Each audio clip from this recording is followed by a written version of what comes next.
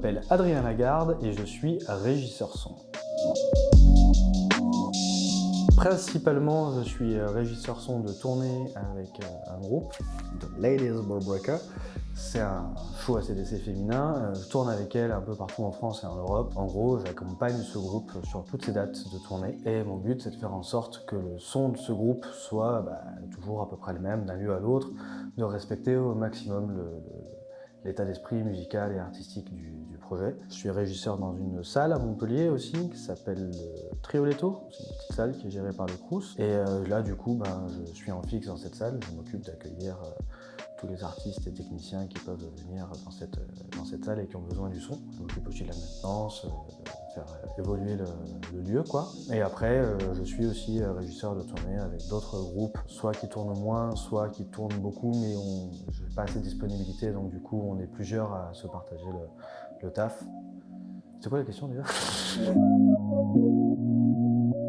J'ai commencé à faire de la zik au lycée avec les copains, on a créé des groupes, machin, et puis on s'est rendu compte que en fait, dans les petits lieux, le son c'était toujours une catastrophe et que personne ne savait gérer le son. Et du coup, j'ai commencé à me poser la question de savoir un peu gérer le son de mon groupe dans les lieux où on allait. Puis après, je me suis posé la question de pouvoir enregistrer mon groupe aussi. Et j'ai rencontré un groupe qui s'appelait Les Use la Gomme, qui était un groupe de hard rock pour motards, ma moto, une bière et du rock'n'roll. Et en fait, avec eux, j'ai fait mes armes parce que du coup, j'ai appris non seulement à les sonoriser eux, mais à sonoriser tout un tas d'autres groupes qui étaient sur la concentre et qu'on nous s'occupait d'accueillir en même temps. Sans aucune info au préalable, il fallait vraiment se débrouiller avec les moyens du bord. Du coup, j'ai appris sur le tas avec peu de matos. À côté de ça, je faisais toujours de la musique. J'ai fait une licence de musicologie, j'ai fait des petits boulots à côté jusqu'au moment où je me suis dit, là ça y est, stop. Je veux devenir ingé son. Alors à l'époque, je savais pas ce que c'était être régisseur, je disais ingé son. Et puis j'ai quitté mon petit boulot, et puis l'année d'après, j'étais intermittent du spectacle. Donc j'ai commencé avec un orchestre qui faisait toutes les fêtes du coin, etc. Et après, j'ai rencontré les Ladies Ball Breaker, j'ai rencontré d'autres projets, et puis plein de gens. Et du coup, maintenant, je me suis fait ma petite place. Beaucoup diront qu'il n'y en a pas, moi j'en ai pas vraiment. Mais si je prends une journée type avec les Ladies Ball Breaker, je vais prendre la journée de demain. Demain matin, à 8h, on prend le camion. À 16h, on arrive à Paris, sur la salle de concert. On décharge le camion, on s'installe, on fait notre balance. À 21h, il y a le concert. À 23h, le concert se termine. On démonte, on charge le camion, on discute un peu avec les orgas, avec le public. On va à l'hôtel. Et le lendemain matin, on reprend le trajet. On fait 8 heures de route pour rentrer jusqu'à Montpellier. Mais la réalité, c'est que dans une description comme ça, elle peut être type, mais en fait, on n'est jamais dans les mêmes configurations, jamais dans les mêmes lieux. Des fois, on a des galères sur la route, des fois, on arrive sur place, c'était pas ce qui était demandé sur la fiche technique, ce genre de choses. Enfin, c'est toujours très, très différent. Donc, et puis alors, régisseur dans une salle, une journée type, ça dépend du projet qui arrive. Hein. Là, il n'y a pas de... On arrive le matin, on regarde la fiche technique, on installe. Enfin, non, il n'y a pas de journée type.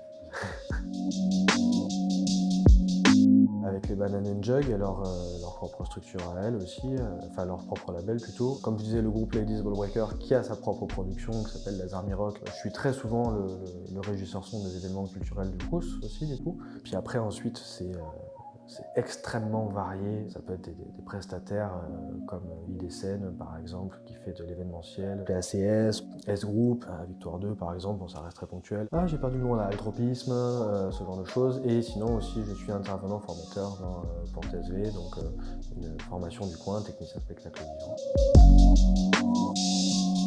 Un métier de passion. On fait le boulot qu'on aime. Tu te lèves en ayant le smile, tu vas bosser, même si t'es claqué, t'es content d'aller bosser. Ça, c'est vraiment...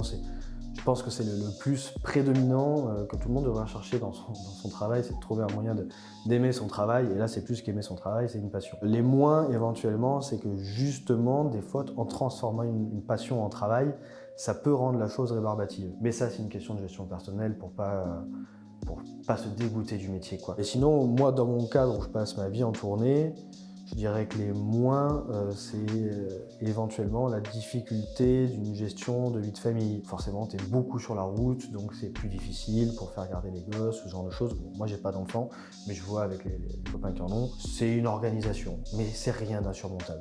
Je pense que les moins sont très largement contrecarrés par les plus, qui sont le fait d'aimer ce qu'on fait, de partir bosser avec l'envie d'y aller, quoi. La date la plus difficile que j'ai eu à faire, c'était à Dijon, dans un petit club dont j'ai oublié le nom.